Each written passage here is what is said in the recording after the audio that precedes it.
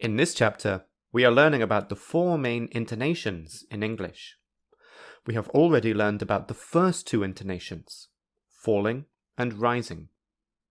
In this episode, we will learn about the final two types of intonation, the falling-rising intonation and the rising-falling intonation.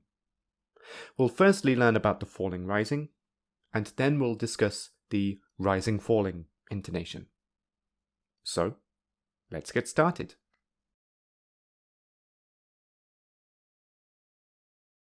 The falling-rising intonation is used in several ways. The most common reason to use it is when the speaker says something positive, but implies that he or she actually believes something more negative. After the statement with the falling-rising intonation, the speaker might add a statement using but, or he or she may only imply it, and the listener will need to work it out. Thus, it is the intonation alone that adds the extra meaning. Let's look at some examples. I like the color of your shirt. Pause the video and have a think about the implication in this sentence.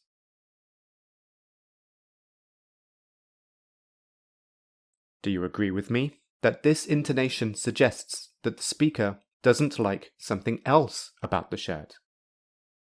We might expect the speaker to add something afterwards, like, but I don't like the style.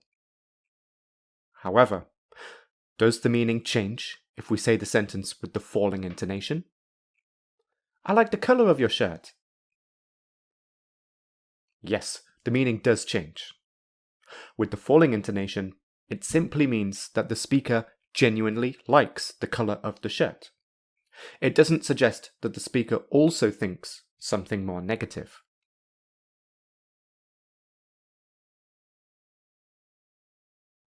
Here is another example. Do you know Chinese? I can speak it. I just said B's answer with the falling intonation, which sounds very confident and simply means that this person can speak Chinese. However, now I'll say it with the falling rising intonation to see if extra meaning is added. Do you know Chinese? I can speak it. The meaning is definitely slightly different. Perhaps the speaker means, I can speak it, but I cannot read or write Chinese characters. Of course, if the speaker does not add but afterwards, then the extra meaning is only implied and must be worked out by the listener.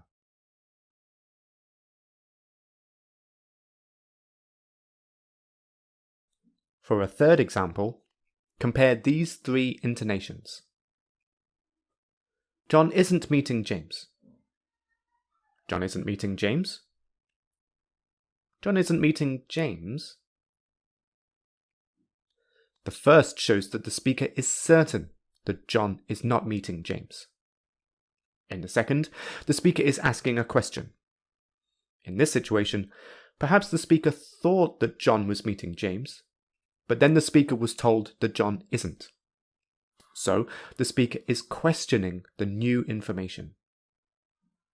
And, in the third, the speaker knows that John isn't meeting James, and knows that John is meeting someone else instead. Therefore, the sentence with the falling-rising intonation shows that the speaker has not given the full answer and knows more information than he or she is saying.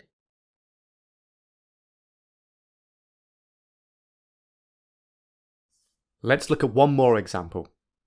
Please listen to this conversation. Where are you going? China. Where in China?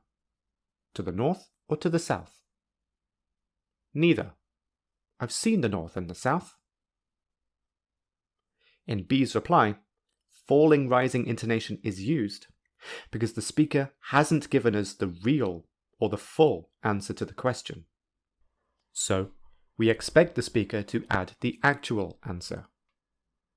Therefore, This could be B's full reply. Neither.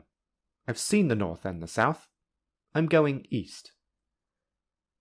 Of course, B could simply have said, neither. I'm going east.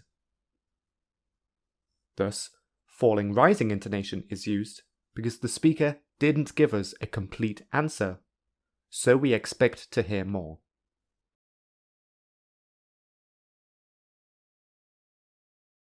Secondly, the falling rising intonation is used when the speaker is disagreeing with something or someone. Here are two examples. I don't agree with your opinion. Let's go to the mall on the way home. That will waste so much time.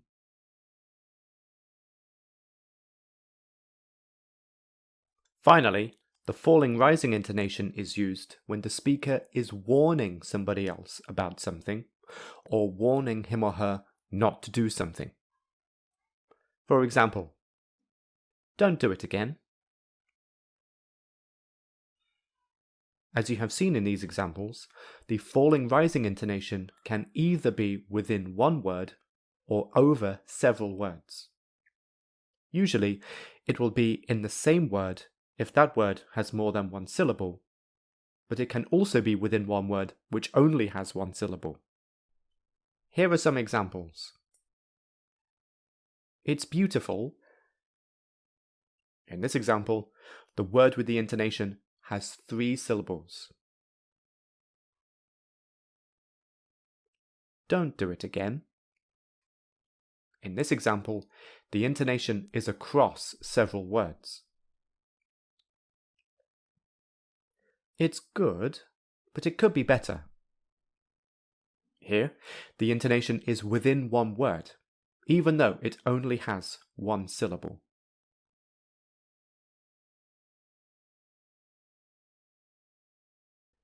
Let's now talk about the fourth type of intonation in English, the rising-falling intonation. It has 3 main uses. Firstly, it can be used when the speaker asks a question which contains 2 options, and the speaker wants the listener to choose one of the 2 options. In this case, the rise is before the first option, and the fall is before the second option. For example, in the question, are we going today or tomorrow? The speaker wants the listener to choose one of the options, so his or her answer will either be today or tomorrow. However, if you only use the rising intonation, the speaker is not asking the listener to make a choice. Instead, he or she is asking the listener to say yes or no. So, if you say, are we going today or tomorrow? The listener will say, yes, we are. Or, no, I don't want to go there. Here is another example. If you say, do you want to eat at McDonald's or KFC? The listener will choose one of them. But if you say, do you want to eat at McDonald's or KFC? The speaker will either say, sure, I love fast food. Or, no, they're both so unhealthy.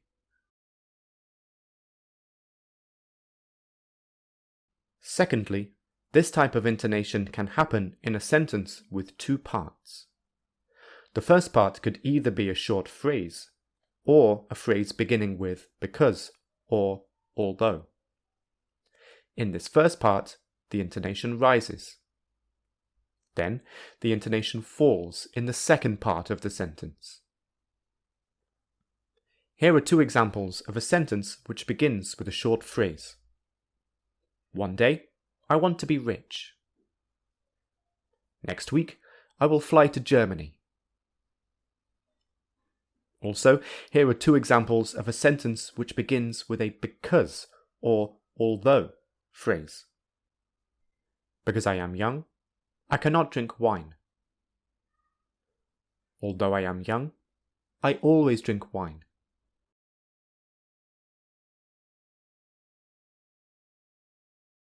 And finally, In a sentence which contains a list, in other words, several nouns together, the intonation rises at the start of every noun except the final noun. Before the final noun, the intonation falls. For example, when I went to the supermarket, I bought rice, noodles, vegetables, and fruit. As you can see, the rising-falling intonation is always over several words. It is never within the same word, unlike the falling-rising intonation.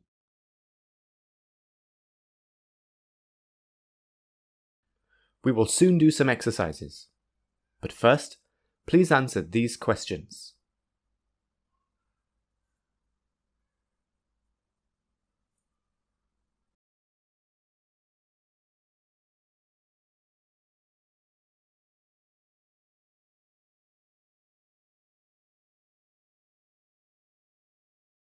Here are the answers.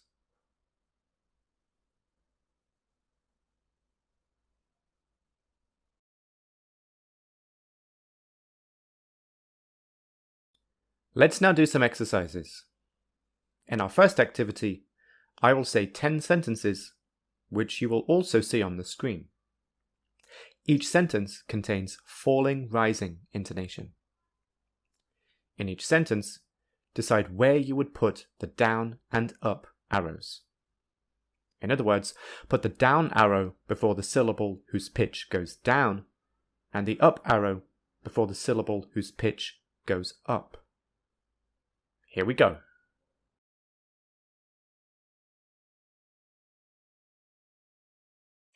1. I can read it. 2. Tom is going to stay. 3. I've got some letters to write. 4. He's clever. 5. It's impossible. 6. The teachers are coming. 7. I'm afraid I can't. 8. Nobody is leaving. 9. Sunday will do. 10. It sounds wonderful.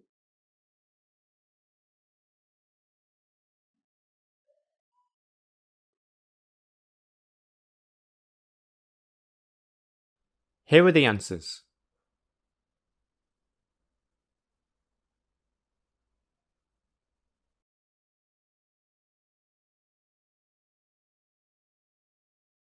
In our final activity, you will hear 10 questions and answers. Each answer contains falling-rising intonation. In each answer only, decide where you would put the down and up arrows. Here we go.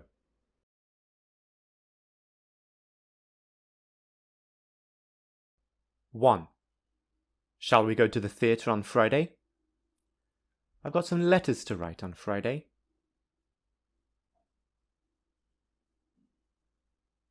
2. What about Saturday? I'm expecting a friend on Saturday. 3. Can we go on Sunday? I'm going to visit my sister on Sunday. 4. Shall we go next Monday? I have to finish my report on Monday.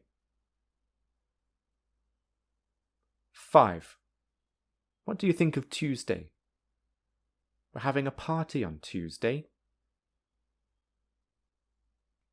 6. Will Wednesday be okay?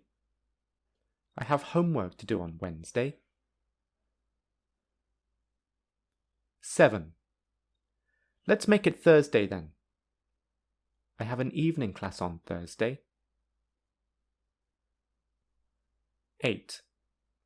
Can we have dinner together? I have dinners with my parents. 9. Shall we have lunch together? that would be possible. 10. Shall we go tomorrow? I'll have lunch with my girlfriend tomorrow.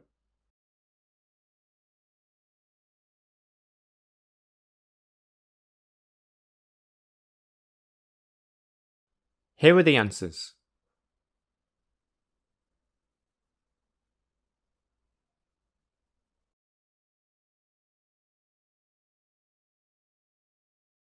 This is the end of episode 4 in chapter 3. Thanks for watching.